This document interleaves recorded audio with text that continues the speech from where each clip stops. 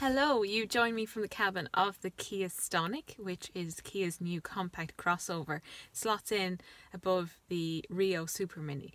It starts from about €18,500 in Ireland, so it's about €3,000 on average more expensive than the Rio Super Mini on which it's based. In terms of space, there's more headroom, so it feels more spacious, but really it's not that much bigger than a Rio inside. The boot is 352 litres. There's a selection of engines, a few petrol ones. There's a 1.2, 1.4 and a 1 litre turbo unit. There's also a 1.6 litre diesel. This one I have is the 1.4 litre petrol with 100 horsepower, and it's in the K3 trim level, which is very well equipped, and it comes in at about €22,500.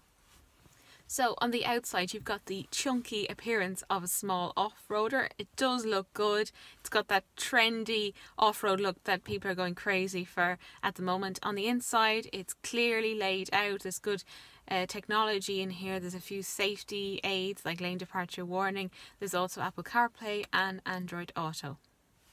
The interior quality is okay. It does look cheap in places.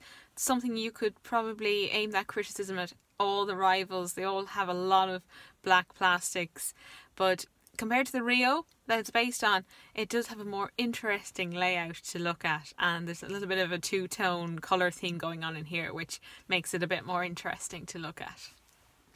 So what's it like to drive? Well, the handling is actually very good. It grips well in the corners, and the steering is not as light as some rivals, so it's got a bit of resistance there for those tight rural roads. It's good in town as well. It's small, compact and agile. Comfort is okay, but I think that's where the car feels more basic. On anything but a smooth road, you do have that feeling of the road underneath you, and when the road surface is not so good, it transmits a fair few bumps into the cabin.